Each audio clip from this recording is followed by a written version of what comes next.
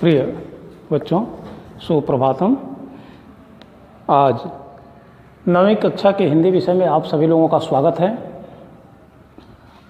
जैसा कि शीर्षक आपको दिया गया है, गुरु नानक देव हजारी प्रसाद द्विवेदी द्वारा यह लिखित निबंध, जिसको इसके पूर्व वाले वीडियो में आप लोगों को इसके कुछ अंश को बताया जा चुका है। आज मैं गद्यांश के उस भाग को कि भगवान जब अनुग्रह करते हैं यहाँ से लेकर के और यह अन्वित आवश्यकता अनुभूत हो रही है, इस अन्वित के शब्दार्थ एवं व्याख्या आपके सामने रखा जाएगा। तो आइए देखें कि भगवान जब अनुग्रह करते हैं तो अपनी दिव्य ज्योति ऐसे महान संतों में उतार देते हैं।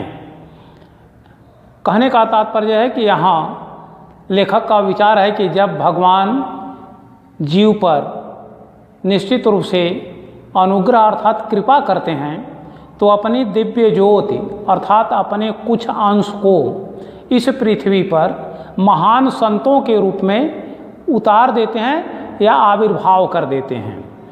आविर्भाव से तात्पर्य है कि प्रकट होना, जन्म ले लेते हैं, उतार देते हैं। एक बार जब यह ज्योति मानव देह को आश्रय करके उतरती है अर्थात ईश्वर की यह अनुग्रह जब मानव के शरीर के रूप में इस पृथ्वी पर उतरती है अर्थात देह को आश्रय बना करके शरीर के रूप में जब वह उतरती है तो चुपचाप नहीं बैठती, अर्थात वह विशेष कार्य के लिए, विशेष कुछ करने के उद्देश्य से ईश्वर का वह अनुग्रह मानव देह के रूप में इस पृथ्वी पर आती है, उतरती है।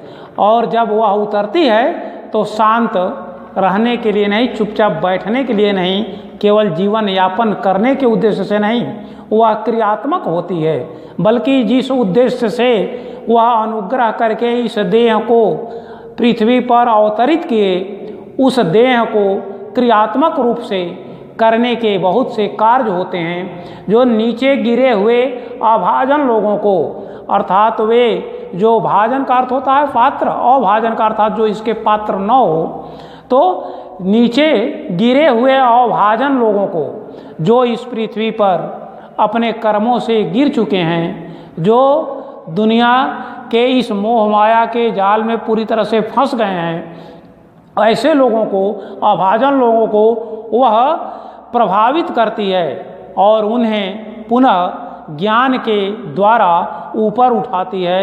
यह क्रियात्मक रूप है किसका? भगवान के अनुग्रह का, जो देह के रूप में इस पृथ्वी पर महान ज्योति मानकर उतरती है। वह ऊपर उठाती है और उतरती है और ऊपर उठाती है, अर्थात बार बार वह ईश्वर का वह जो अनुग्रह है वह देह के रूप में पृथ्वी पर बार बार उतरती है और नीचे गिरे हुए लोगों को ऊपर उठाने का काम करती है। यह क्रम बराबर चलता रहता है, अर्थात अपने उतरती है और दूसरे को ऊपर उठाती है। इसे पुराने पारिभाषिक शब्दों में कहें अर्थात यहाँ इसकी परिभाषा इस प्रकार दिया जा सकता है, जो पुरानी परंपरा के अनुसार है कि कुछ इस प्रकार होगा कि एक ओर उसका अवतार होगा तो दूसरी ओर औरों का उद्धार होता है। कहने का तात्पर्य है कि जब ईश्वर अपना यहाँ अवतरण करता है इस पृथ्वी पर, अपने कुछ ज्योति को यहाँ महामानव के रूप में जब अवतरित करता है तो वह किसी दूसरे को निश्चित रूप से उससे उद्धार करने के उद्देश्य से आता है और वह दूसरों का उद्धार, दूसरी ओर औरों का उद्धार, अर्थात एक तरफ अपना अवतरण और दूसरे तरफ दूसरे का उद्धार, यह दोनों क्रम साथ साथ चलता है। अर्थात ईश्वर का वह रूप अनुग्रह के रूप में महामानव के रूप में अवतरित हुआ तो नीचे इस पृथ्वी पर पहले से गिरे हुए उस जो पापी जन हैं, जो उद्धार के लायक हैं, उनका उद्धार होता है। अवतार और उद्धार की यह लीला, अर्थात एक तरफ अवतार होना, दूसरे तरफ उद्धार होना, यह क्रम सदैव चलता रहता है। इसीलिए ऐसे महापुरुषों को जिनके द्वारा उद्धार का काम चलता है, वह निश्चित रूप से अवतार के कारण ही होता है। तो एक तरफ अवतार और दूसरी तरफ उद्धार की यह लीला जो है भगवान के प्रेम का सक्रिय रूप है। अर्थात भगवान जब इस पृथ्वी पर पार्थिव शरीर के रूप में अवतरित होते हैं तो वह उनका एक लीला होता है, जिस लीला में भगवान के प्रेम का सक्रिय रूप है। अर्थात वह ईश्वर निश्चित रूप से जीव से जब प्रेम करते हैं तो अपने को अवतरित करते हैं और यहाँ जीव का उद्धार करने के उद्देश्य से वह यहाँ कुछ न कुछ क्रिया के रूप में अर्थात सकारात्मक क्रिया के रूप में वह उतरते हैं, जिसे पुराने भक्तजन अनुग्रह करते हैं। अर्थात यही ईश्वर का प्रेम जो जीव के प्रति होता है, अर्थात जीव के उद्धार करने के उद्देश्य से अपने को अवतरित किया गया ईश्वर का वह रूप निश्चित रूप से भक्तजन उसे अनुग्रह करते हैं, जिसे आप ईश्वर की कृपा कहते हैं। और यह कृपा सामान्य नहीं, असीम कृपा होती है, जिसे हम अनुग्रह के नाम से जानते हैं। आज से लगभग 500 वर्ष से पहले परम प्रयाण हरि का यह अनुग्रह, अर्थात जिस ईश्वर के रूप में जो उनके अनुग्रह के परिणाम स्वरूप शरीर रूप में पार्थिव रूप में इस पृथ्वी से अपने आप को ज्योति के रूप में अवतरित हुए, वह थे गुरु नानक देव। और उन गुरु नानक देव के परम प्रयाण हरि का यह अनुग्रह सक्रिय हुआ था। अर्थात उनके रूप में ईश्वर का आगमन हुआ था इस पृथ्वी पर। जो वह अनुग्रह सक्रिय हुआ था वह आज भी क्रियाशील है। अर्थात उसका जो कार्य है वह क्रियात्मक है, कहीं चुपचाप बैठने वाली नहीं है, बल्कि क्रियाशील है।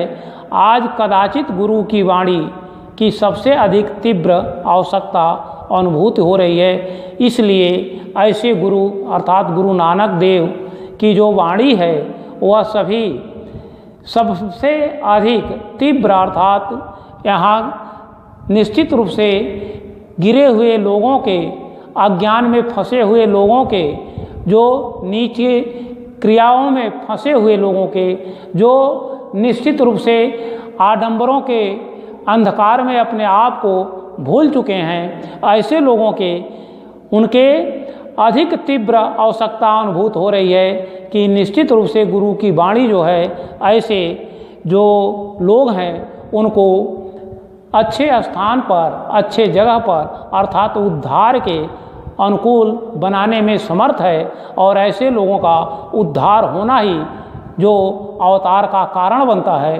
तो ऐसी स्थिति में उनकी तीव्र आवश्यकता महसूस हो रही है। महागुरु नई आशा, नई उमंग, नए उल्लास की आशा में आज इस देश की जनता तुम्हारे चरणों में प्रणत निवेदन कर रही है। यहाँ लेखक गुरु नानक देव के विषय में बताते हैं कि महागुरु, यह सामान्य गुरु नहीं, महागुरु गुरु नानक देव के नई आशा, नई उमंग अर्थात विशेष आशा लगी हुई है कि आपके आने से निश्चित रूप से उद्धार संभव है। तो इस आशा में और नई उमंग जोश खरोश के साथ नए उल्लास की आशा में आज इस देश की जनता तुम्हारे चरणों में अर्थात गुरु नानक देव के चरणों में प्रणत निवेदन अर्थात प्रणाम स्वरूप निवेदन कर रही है।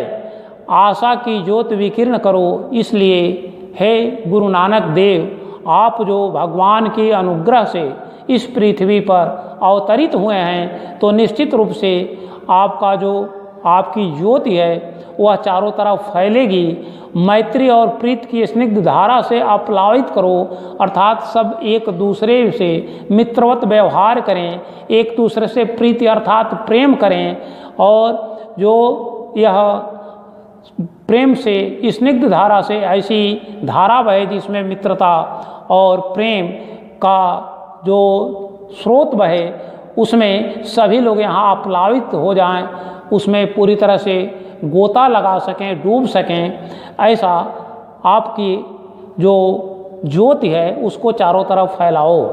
हम उलझ गए हैं। यहाँ लेखक उन जनता की ओर से अपने आप को बता रहे हैं कि हम यहाँ पृथ्वी पर आकर अज्ञान के अंधकार में अपने आप को इतना उलझा चुके हैं, हम आडंबरों के चक्कर में पड़ कर के अपने को इस तरह से उलझा चुके हैं कि अब भटक गए हैं, अर्थात हमें यहाँ की जनता को अब सही दिशा नहीं मिल पाती है, पर कृतज्ञता अब भी हम में रह गई है।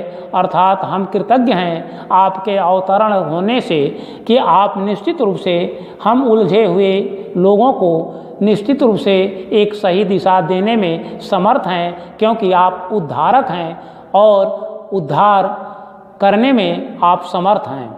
आज भी यह हम तुम्हारी अमृतोपम अर्थात अमृत के समान जो वाणी को हम भूल नहीं गए हैं, अर्थात जो गुरु नानक देव की जो वाणी है वह अमृत के समान काम करने वाली है, उस वाणी को हम कभी भूल नहीं सकते हैं। यह कृतज्ञ भारत का प्रणाम अंगीकार करो। लेखक अंत में कहते हैं कि यह भारत सदैव कृतज्ञ है, कृतज्ञ नहीं है।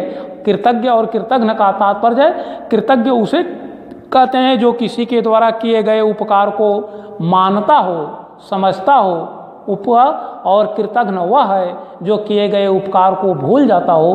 तो यहाँ लेखक के कहने का तात्पर्य है कि कृतज्ञ भारत का प्रणाम।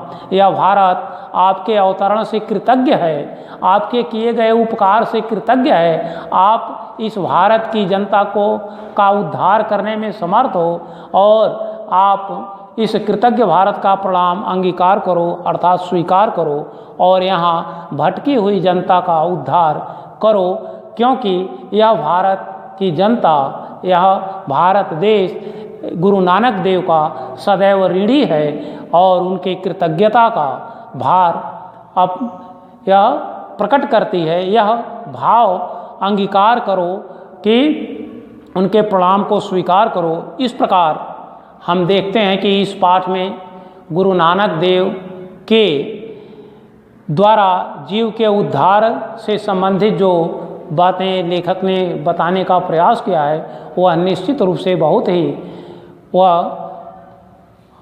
उपयोगी है। अर्थात सदैव सुधार और भूल और सुधार का क्रम चलता रहता है। जनता से, आम जनता से जब भूल होती है तो निश्चित रूप से ईश्वर अनुग्रह करके इस पृथ्वी पर किसी न किसी संत महापुरुषों के रूप में अपने को अवतरित करके जनता का उद्धार करने में समर्थ होती है।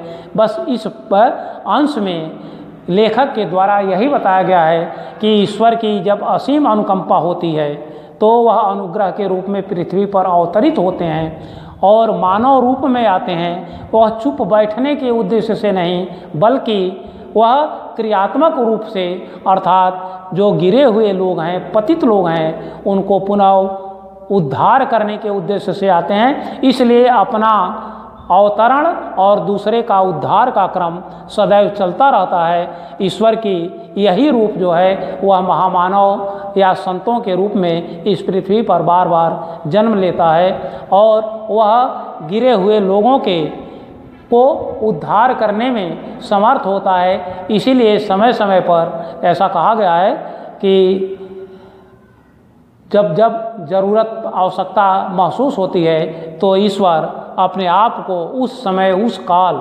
और उस परिस्थिति में अपने आप को उस रूप में पृथ्वी पर अवतरित कर लेते हैं और वह भूली हुई जनता को सही दिशा में लाने में समर्थ होते हैं। अर्थात उनका क्रियात्मक रूप सदैव चलता रहता है। इसलिए यह भारत सदैव, यह भारतीय जनता सदैव ऐसे संतों के कृतज्ञ हैं। इनकी कृतज्ञता और इनके प्रणाम को स्वीकार करें।